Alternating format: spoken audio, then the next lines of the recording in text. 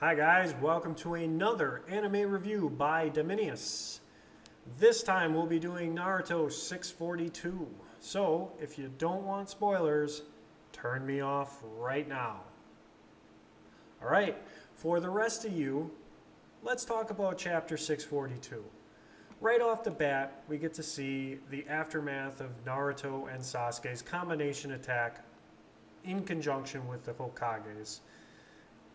And we basically get nothing. Obito negates the attack, and the second, the fourth, Naruto and Sasuke are picking up on the fact that ninjutsu doesn't seem to work on this guy. Now, at this point, the second Hokage continues to razz the fourth, and even razzes Naruto a little bit. And I think this is mostly because Naruto in previous chapters said, hey look, you're copying my dad. And the second was basically like, no, your dad's copying me, son. So he continues to make fun of him. And at the same time, Obito kind of kicks in the fun and basically says, yes, Minato sensei, you're not so great. You were always late. You couldn't save Rin. You couldn't save anyone. So, in my opinion, Obito is the fourth's mistake. When Sasuke was talking to the Hokages, all the Hokages had something legitimate, and then you got to the fourth, and the fourth said, well, if I had not died, things would have turned out different maybe. That's not a mistake. That sounds more like a regret, like, oh, if I hadn't died, stuff would have changed and we wouldn't have had all this. But there's no guarantee to that either. So this is Minato's mistake. It's Obito. Basically, Minato told Obito to give up on Rin and become the Hokage. When in fact, Minato didn't compromise his dreams. He became the Hokage, and he got a smoking hot wife that he loved. So why would you tell a kid, hey, just give up on your love interest. Give up on that. Become the Hokage. That's a good goal to replace love.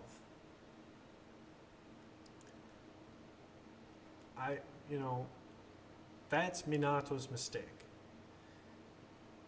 in my opinion. So after this, Obito starts making fun of the Hokages and the fourth Hokage in particular. And Naruto is getting a little steamed, you can tell.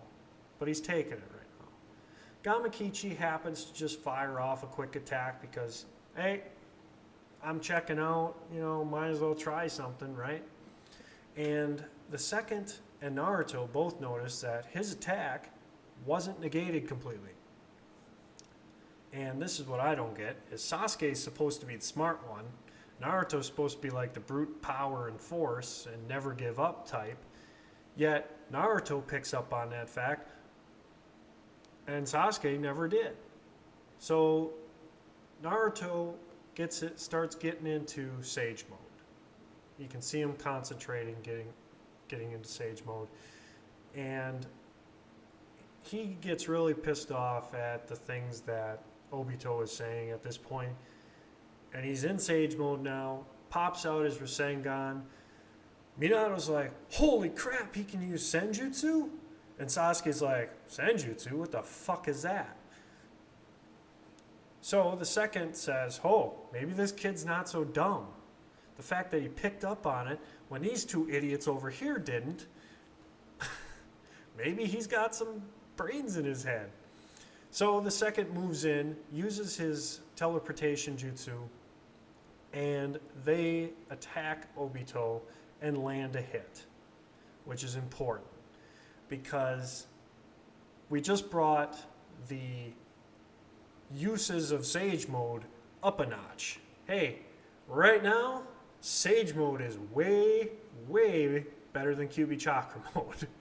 So Kishimoto kind of shows us that, hey, I'm not just a one-trick pony. I got my second trick up here, which kind of has fallen by the wayside, but now it's really frickin' important, which is good. Now, the one thing I gotta ask is, okay, Sasuke, how does he come into this now? Because he can't use Sage Jutsu. Is he just a distraction? Is he gonna have to be the guy distracting versus actually having brute powerful attacks? Because Sasuke is very much a capable ninja.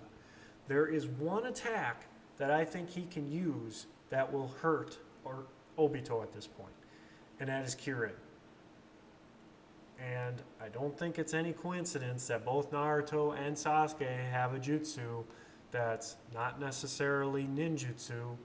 It just happens, you know. But Naruto's is a little different. His is because I think he's using Sage Chakra. No other reason. Sasuke, on the other hand, will just be redirecting lightning, basically. So whether or not Obito can dissipate lightning is kind of the question. But I don't think he can, because the second... I think the second is kind of saying, no, it's only ninjutsu. So they score a hit, and now the other half of the Nine Tails that is sealed away in Minato pipes up at Minato's surprise that he can use Senjutsu and says, hey, your son is actually a pretty incredible guy.